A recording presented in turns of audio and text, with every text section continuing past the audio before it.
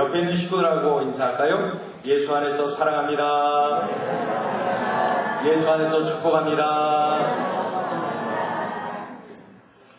기독교 유모집을 보니까 이런 이야기가 있습니다. 아담이 어느 민족이었을까? 아담이 어느 민족이었을까? 그랬더니 글쎄 잘 모르지만 선악과를 먹은 것으로 보아 한국 민족은 아니다. 왜? 그랬더니 한국 사람은 선악과를 먹지 않고 뱀을 잡아먹었을 것이다. 그렇게 써 있어요. 한 시체실에 세 구의 시체가 놓여 있습니다.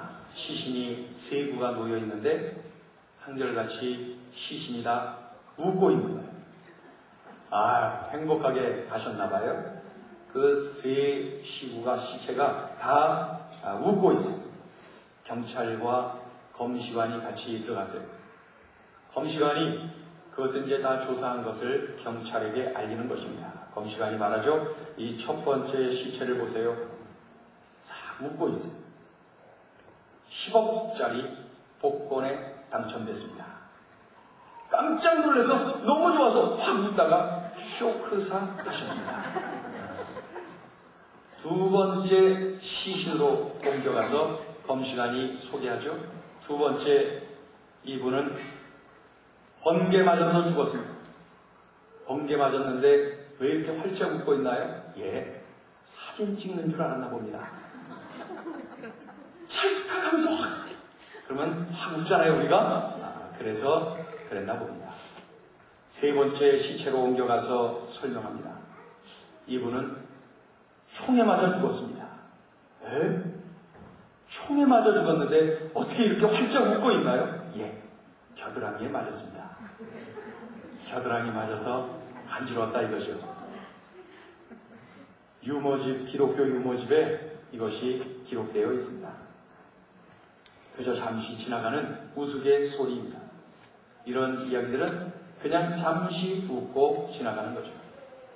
그런데 이런 웃음과는 비교할 수 없는 아주 엄청난 웃음을 웃고 있는 분들이 있습니다.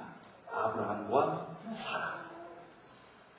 우리가 지금 그냥 쉽게 웃는 그러한 웃음을 우리가 지었지만은 오늘 본문에 등장하는 아브라함과 사라 이 부부는 웃고 있는데 엄청난 기쁨을 누리면서 탄성을 지으면서 웃고 있는 것이죠. 왜 그래요? 아들 이삭으로 인해서 말이죠.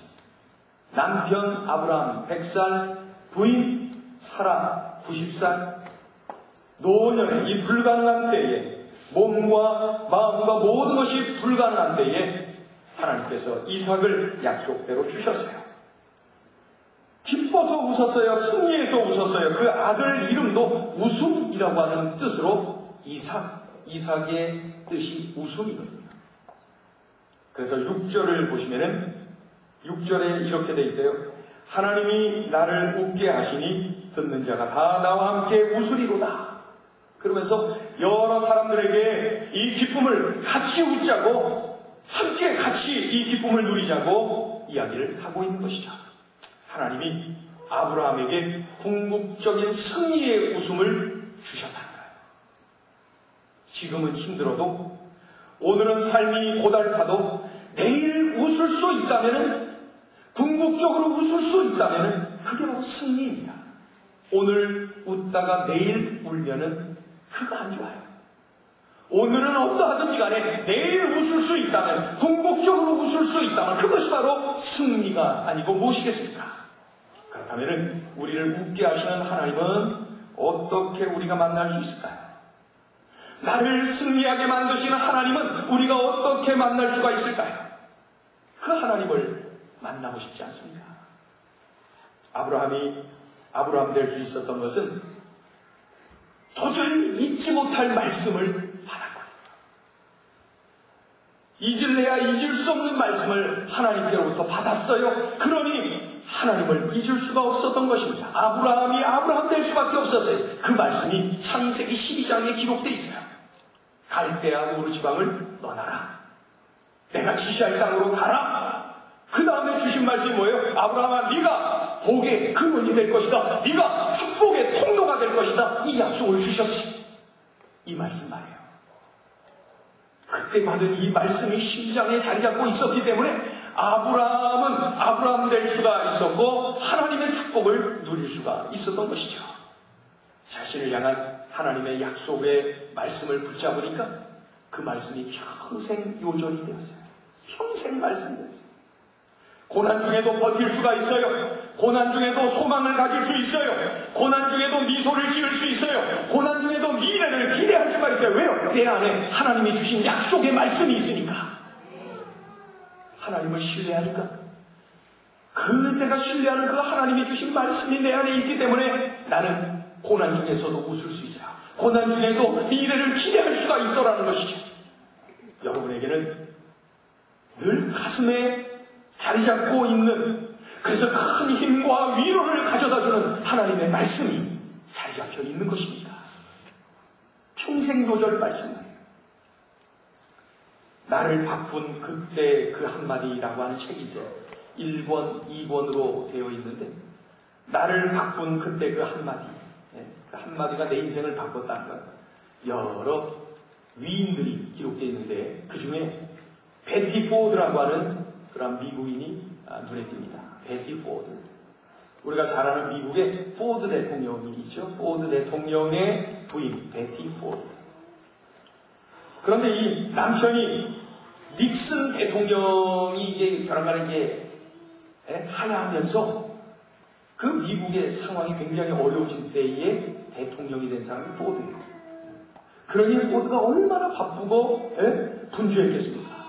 하필이면 취임을 하고 한 달 만에 발견이 된 것이 그 부인 베티 포드가 유방암에 걸린 것이 발견이 되었어요. 그러니 남편에게 의논하기도 힘들어요. 남편은 막 나라 일로 이곳저곳 뛰어다니고 말이죠. 뭐 얼굴 보기도 힘들어요. 바쁜 것 아니까 말도 못해요. 사람들에게 의논조차 하기 힘들어요. 결국 모르는 중에 유방 절제를 하게 됩니다. 그로 인한 후유증으로 스트레스가 굉장히 컸다는 거예요. 계속해서 진통제를 맞고 그리고 알코올로 그 고통을 극복해 가고는 했어요. 그러다 보니까 어느 순간에 약물과 알코올 중독에 빠지고 말았다. 약물 중독과 알코올 중독. 이 대통령의 부인이 말입니다. 그럴 때에 하나님의 은혜로 그 베티 포드가 붙잡은 하나님의 말씀이 있었어요. 잠언 3장 5절 6절 말씀입니다. 너는 마음을 다하여 여호와를 의뢰하고 내 명철을 의지하지 마라. 너는 범사의 그를 인정하라. 그리하면 내 길을 지도하시리라. 잠언 3장 5절 6절 말씀을 베티 포드가 꽉 붙잡았어요. 온종일 그 말씀을 붙잡고 온종일 그 말씀을 되뇌이며 그가 하루하루를 살게 되었어요. 이 말씀이 베티 포드 여사를 붙잡아 주었고 하나님이 나의 앞길을 지도해 주신다는 확신을 갖게 만들면서 하나님께 매달려 기도하고 하나님을 의지하는 그러한 하나님의 딸이 되었어요. 결국 베티 포드 여사는 알코올 중독과 약물 중독에서 벗어난 것은 물론이고 마약과 알코올 중독에 찌들어 있는 미국 땅의 수많은 사람들을 위해서 그들을 위한 치료센터를 만들어서 그들을 도왔다. 그러한 이야기입니다. 자신이 회복된 것은 물론이고 유사한 질병으로 인하여 고통당하고 있는 많은 이들에게 도움의 손길을 펼칠 수가 있게 되었다는 거예요. 여기서 할 수 있는 것은 뭐예요? 말씀을 붙잡을 때 말씀에 모든 에너지를 쏟아부을 때에 결국 웃게 되더라는 거예요. 결국 회복되고 결국 치유되고 결국 회복되는 역전의 은혜를 누리게 되더라는 것입니다. 우리가 잘 알고 있는 아프리카 선교의 아버지 리빙스톤 말입니다. 그가 아프리카에서 여러 해 사역을 하고 고향 땅 그 스코틀랜드로 돌아갔어요. 그때는 이미 몸무게가 37kg밖에 안 돼요. 그 백인 건장한 사람이 37kg. 열병에 27번에 그 열병에 걸렸다 그래요. 27번이나 열병을 알아갖고 몸이 쇠약할 대로 쇠약해지고 사자에게 물어 뜯겨갖고 그 한쪽 팔은 그저 붙어 있는 거예요. 아무런 감각 없이 그저 흔들거리면서 붙어 있을 뿐이었어요. 그 모습을 바라보고 그의 후배인 글래스고 대학의 수많은 그 대학생들이 그의 연설을 듣고 있었어요. 그때 리빙스턴 선교사가 이렇게 말합니다. 힘들고 고독한 선교사 생활 속에서 나를 지탱해준 말씀이 있었습니다. 그것은 바로 마태복음 28장 20절 말씀이었습니다. 볼지어다 내가 세상 끝날까지 너희와 항상 함께 있으리라. 이 말씀, 저는 이 말씀을 붙잡았기 때문에 그 선교 현장에서 모진 고통 가운데서도 견딜 수가 있게 되었습니다. 마태복음 28장 20절, 마태복음의 가장 마지막 그 요절이 리빙스턴이 붙잡았던 말씀이요, 리빙스턴으로 하여금 견디도록 이기도록 만들었던 말씀이었다고 간증을 합니다. 말씀을 붙잡을 때 결국에는 웃게 만드는, 결국에는 승리하게 만드는 역사가 일어나더라는 것이죠. 여러분에게 질문합니다. 여러분에게는 절망의 현장에서도 나를 벌떡 일으키는 하나님의 말씀을 내 가슴에 끌어안고 있습니다. 이 말씀입니다 라고 내세울 수 있는 그 말씀이 있습니까? 베티 포드처럼 말이죠. 리빙스턴처럼 말이죠. 여러분 가슴에 안고 있는 말씀은 도대체 무엇입니까? 설교를 듣는 중에, 성경을 읽는 중에 내 가슴에 와서 확 박히는 하나님의 말씀, 그것을 얼른 아멘 하면서 붙잡으세요. 그리고 그 말씀을 일생 끌어안고 사세요. 그럴 때 베티 포드를 일으켰던 하나님께서, 리빙스턴을 견디게 만들고 승리하게 만들었던 하나님께서 우리로 하여금 그 말씀을 통하여서 견고하게 세워주실 줄로 믿습니다. 그래서 우리는 그 말씀을 통하여 새 힘을 얻고 그 말씀을 통하여서 늘 승리의 길을 걸어갈 수가 있는 것이죠. 결국은 말씀이에요. 말씀 외에 다른 것으로 어떻게 내가 힘을 얻으려고 하면은 그것은 다 순간일 뿐입니다. 순간이에요. 결국은 말씀이 내 안에서 꿈틀대야 내가 승리할 수가 있고 일어날 수가 있더라는 것입니다. 결국은 말씀, 가장 기본으로 돌아가는, 가장 기본을 붙잡아야 되는, 가장 기본적인 것이 내 안에서 꿈틀대야 되는 것입니다. 평생 요절, 나를 붙잡는 그 평생 말씀, 여러분 그 말씀을 꽉 붙잡고 승리하는 우리 모두가 되기를 축원합니다. 하나님은 사라를 방문하셔서 말씀하셨어요. 내게 아들이 있을 것이다. 그래요. 그리고 나서 그 말씀대로 임신을 하였습니다.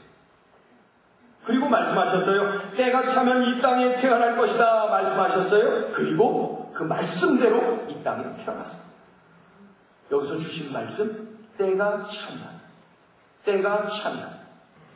다시 표현하면 하나님이 보시기에 가장 좋은 때가 되면, 하나님이 판단하실 때 가장 좋은 타이밍에, 그렇지, 우리의 생각과 우리의 판단을 뛰어넘고 하나님이 보시기에 가장 좋은 때에, 이 카이로스, 이때가 바로 때가 차면, 이 때를, 그 때를 이야기하는 것입니다. 그렇죠? 2절을 보시면은 하나님이 말씀하신 시기가 돼요. 즉 하나님이 보시기에 가장 좋은 때가 되어 하나님이 하신 약속을 이루시는 것을 볼 수가 있습니다. 하나님이 사라에게 아들을 주신다고 약속하신 지 무려 25년이 흐른 그때에 아들을 낳았어요. 그것도 사라의 나이 90세, 남편 아브라함의 나이 100세 때 말이죠. 왜 하필이면 그때에 아들을 주신 거예요? 왜 하필이면 이때에 약속을 지키신 거예요? 그때가 가장 좋은 때이었기 때문에. 나의 능력은 아무것도 아니고 전적인 하나님의 은혜라고 고백할 수밖에 없는 그때가 차면 하나님이 주신다고 했던 때는 바로 그런 때. 다 하나님이 하신 거예요. 그렇게 고백할 수밖에 없는 그때 말입니다. 그때는 나의 생각보다 더딜 수가 있어요. 그때는 나의 생각보다 지루할 수가 있어요. 그러나 가장 좋은 때예요. 하나님의 때, 그때가 차면 하나님은 나를 웃게 만들어 주신다는 것이죠. 가장 좋은 때에 응답하셔서 결국은 웃게 하시는 하나님. 그 하나님이 나의 아버지심을 믿으시길 바랍니다.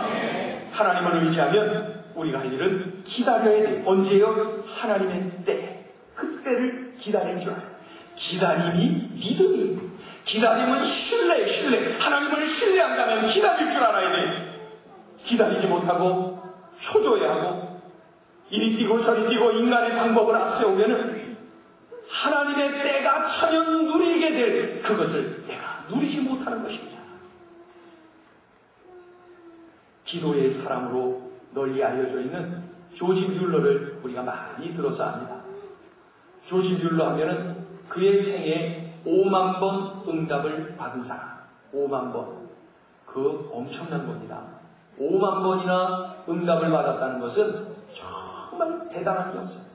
삶 속에서 끊임없이 기적을 경험한 그의 삶이었습니다. 고아원을 운영하면서 수많은 고아들을 양육하고 말이죠. 그래서 수많은 후원자들을 통해서 후원자를 모집하고 여기저기 손 벌리면서 다니고 그런 것이 아니라 전적으로 기도하고 전적인 하나님의 역사만을 구하면서 그 고아원을 운영한 것으로도 유명합니다. 저는 이 조지 뮬러 목사님을 보면서 그분의 책을 보거나 그분의 이야기를 들어보면 얼마나 그렇게 기도응답이 빠른지 하나님께서 조지 뮬러 목사님이 기도하면 아주 지금지금 그리고 아주 빨리빨리 응답해 주시는 것을 볼 수가 있어요. 그리고 아주 드라마틱하게 응답해 주시고 전혀 될 수 없는 상황, 불가능의 상황 속에서도 하나님께서 아주 드라마틱하게 응답해 주시는 것을 보면 막 감탄하게 됩니다. 그런데 말이에요. 그게 전부가 아니라 조지 뮬러 목사님이 기도응답을 빨리빨리 드라마틱하게 받아 누린 것은 분명한데 그렇지 않은 부분도 있었구나 하는 것을 알게 돼요. 그 목사님에게 아주 친한 친구가 5명 있었는데 이 친구들을 전도하기 위해서 기도를 했다는 거예요. 5명의 친구들 이름 불러가며 하나님 저들을 구원해 주세요. 기도를 했어요. 기도한 지 1년 6개월 만에 한 명의 친구를 전도했답니다. 예수님을 영접했어요.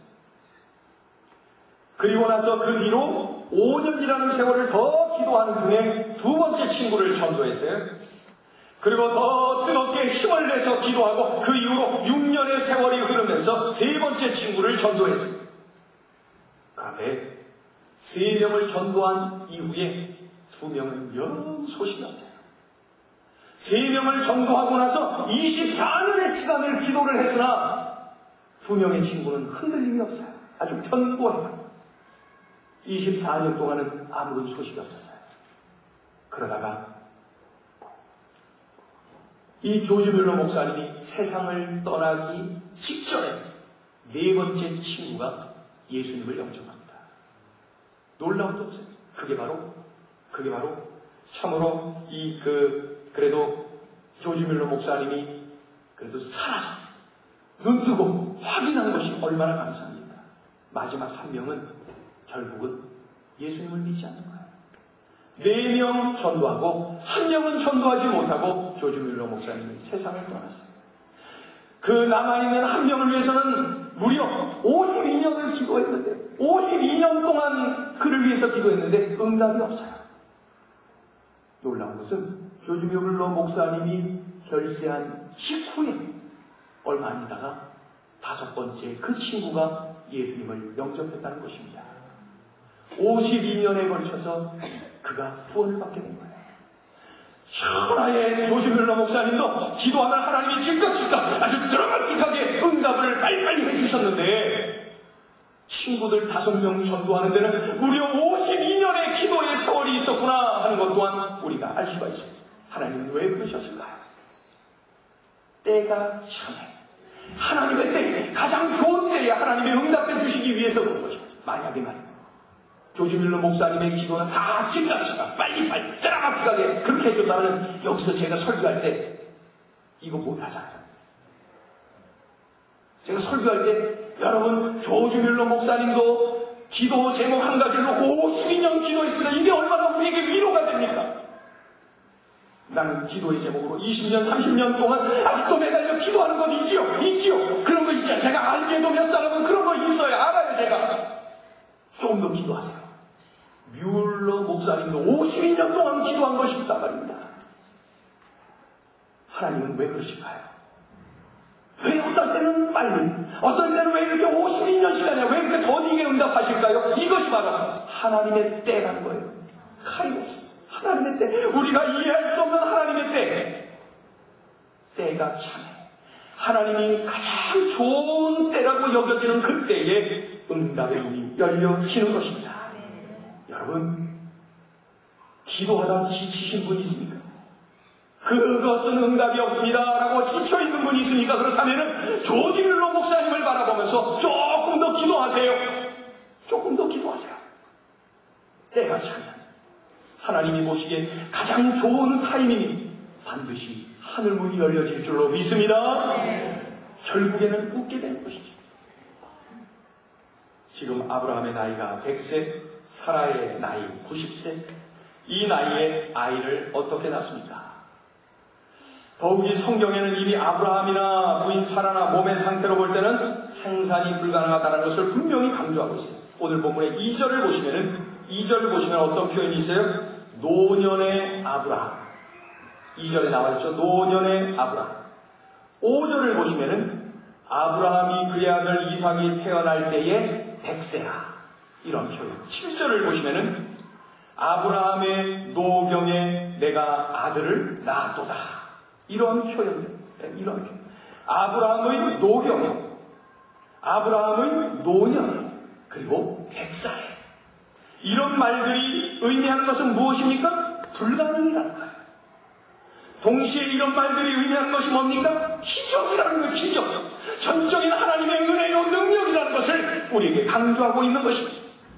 여기서 등장하는 하나님의 이름이 뭔 줄 아세요? 엘로힘. 엘로힘. 올마이티가 전능하신 하나님이시라는 것이죠. 전능하신 하나님. 아브라함의 노경에, 아브라함의 노년에, 100살에 이 불가능한 것을 완전히 박살내고 기적을 이루신 분의 이름 엘로힘, 올마이티가 전능하신 하나님이심을 우리에게 강조하고 있는 것입니다. 인간의 눈으로 볼 때는 불가능. 그러나 하나님의 눈으로 보면은 이거는 상식. 우리가 엘로힘 하나님을 늘 바라보고 의지하며 산다면 불가능이 상식으로 변화될 줄로 믿습니다. 하버드 대학교의 의과대학 교수인, 그러니까 의사 윌리엄 제임스라고 하는 교수가 있어요. 하버드 대학 의과대학 교수 윌리엄 제임스. 그가 젊은 날 인생의 절정기에 그만 알 수 없는 질병에 걸리고 말았어요. 의사인 그가 알 수 있는 것은 이것이 신경계통의 병이다라는 정도만 알 뿐이지 이것이 무슨 병인지 뭐가 원인인지 알 길이 없어요. 그래서 그가 우울증에 걸렸어요. 불면증에 걸렸어요. 윌리엄 제임스 교수는 인생의 황금기에 아주 절망의 나락에 그만 떨어지고 만 것이죠. 의사인 그가 탁월한 의사를 찾기 시작했어요. 그래갖고 어떻게 해요? 저 유럽으로 가서 알아주는 유명한 의사들을 만나기 위해서 유럽으로 갔습니다. 네? 오스트리아 빈으로 갔습니다. 파리로 갔어요. 의사를 만나기 위해서 소문 듣고 런던으로 갔어요. 스코틀랜드로 갔어요. 베를린으로 갔어요. 유럽을 뒤지면서 자신의 병을 고쳐줄 수 있는 그러한 의사를 찾아 헤맸어요. 그리고 다시 미국으로 돌아왔습니다. 그들이 그에게 아무런 도움을 주지 못했습니다. 미국으로 돌아온 윌리엄 제임스 박사는 자살할 것을 결단합니다. 자살하기로 결단합니다. 이름도 몰라요. 원인도 몰라요. 그런 병에 시달리고 있는 의사 윌리엄 제임스. 세계 최고의 의과대학 교수인 그가 원인 모르는 질병으로 인하여서 자살을 시도하기로 결단한 것이죠. 그러한 때에 주변에 있던 누군가가 이야기를 합니다. 박사님, 제가 알고 있는 기도하는 분이 있습니다. 기도 많이 하는 분이 있는데 그분에게 기도를 한번 받는 것이 어떻겠습니까? 권합니다. 그때에 자신의 자존심이 허용하지 않았어요. 세계 최고의 자리에 있는 자기가, 의사인 자기가 한낱 이름 없는 그런 기도의 사람에게 가서 무릎 꿇고 기도를 받는다는 것, 자존심이 용납하지 않았어요. 거부를 하고 그러던 중에도 계속해서 그것을 말하고 결국 윌리엄 제임스가 기도받기로 했어요. 기도의 사람이 그에게 왔고 그런 무릎을 꿇었어요. 그때에 기도의 사람, 허름한 옷차림에 그저 별 볼 일 없어 보이는 그 외모의 그 사람이 그의 손을 윌리엄 제임스의 머리에 올렸을 때 훗날 제임스 교수는 그때를 생각하며 이렇게 표현을 합니다. 제가 그대로 읽어드릴게요. 기도의 사람이 내 머리에 손을 얹는 순간 알 수 없는 에너지가 내 전신으로 퍼져나갔다. 마음이 편안해졌다. 그리고 나는 내 병이 나았다는 것을 확신할 수가 있었다. 엘로힘, 바로 이 전능하신 하나님의 능력이 아브라함에게만 경험되어지는 것이 아니라 우리 시대에도 최고의 자리에 있었던 그 사람에게도 도저히 교만하여서 용납할 수 없고 받아들일 수 없었던 그에게도 하나님께서는 그에게 능력을 베풀어 주셨다는 것이죠. 여러분, 중요한 것은 전능하신 하나님 앞에 무릎 꿇을 때, 전능하신 하나님께 모든 것을 우리가 내어 맡길 때에 불가능이 가능으로 변화되고 절망이 소망으로, 희망으로, 놀라운 기적으로 변화될 줄로 믿습니다. 이 시간에 하나님의 이름을 우리가 가슴에 새겨, 하나님의 이름, 엘로힘, 전능하신 하나님, 전능하신 하나님, 그 하나님을 의지할 때에 우리들의 삶 속에 이러한 역사가 일어나는 거예요. 남편 얼굴 보고 우리 아내의 그런 모습을 생각하면 속이 답답하신 분 이 자리에 계십니까? 우리 자녀들을 생각하면 낙심이 되는 분 이 자리에 있습니까? 직장 문제, 사업 문제를 생각하면 속이 그냥 괴로운 분 이 자리에 계십니까? 이런 모든 것들은 나의 힘으로 되지 않아요. 나의 힘으로 되는 것 뭐 그렇게 있습니까? 나의 힘으로 되는 것이 없어요. 이때 우리가 찾아야 될 분은 전능하신 하나님. 이때 우리가 엎드려야 될 분이 바로 전능하신 하나님. 그 하나님 앞에 굴복하고 그 하나님을 하나님으로 인정할 때에 하나님은 엘로힘이심을 우리의 삶 속에 보여주실 줄로 믿습니다. 오늘 그리하여 우리들의 삶 속에도 아브라함처럼, 사라처럼, 그 베티 포드처럼 말이죠, 윌리엄 제임스 교수처럼 결국 웃게 하여 주시는 하나님이심을 경험하게 될 줄로 믿습니다. 결국 웃게 하시는 하나님은 누가 만납니까? 결국에는 웃게 만들어주시는 그 하나님은 누가 경험하며 살 수 있습니까? 내 삶 속에, 내 심장 안에 평생 요절을 끌어안고 있는 그 사람. 하나님이 내게 주신 그 말씀을 아멘 하면서 그 말씀을 간직하고 그 약속의 말씀을 간직하고 있는 그 사람. 그 말씀, 그것을 간직하고 있는 그 사람. 그리고 때가 차면 역사하신다는 하나님을 신뢰하는 그 사람. 그리고 하나님은 엘로힘이시다, 전능하시다라는 사실을 확신하는 그 사람, 결국에 웃게 될 줄로 믿습니다. 웃게 될 줄로 믿습니다. 우리가 그러한 하나님을 경험하는 것이죠. 여러분, 얼마나 좋습니까? 이 얼마나 좋습니까? 지금 울어도 괜찮아요. 곧 웃게 될 것입니다.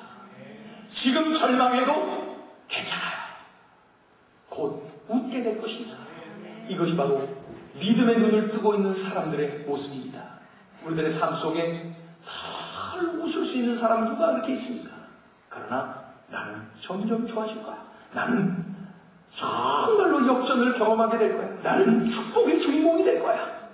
이러한 놀라운 믿음의 고백을 할 수 있는 그 사람, 결국 웃게 될 그 사람은 바로 평생 요절을 끌어안고 하나님의 약속을 끌어안고 그리고 때가 차면 역사하신다는 하나님의 때를 기다리는 믿음의 사람, 그리고 엘로힘, 전능하신 하나님이심을 확신하면서 하나님께 시선을 고정시키는 그 사람, 결국 웃게 될 줄로 믿습니다. 기도하겠습니다.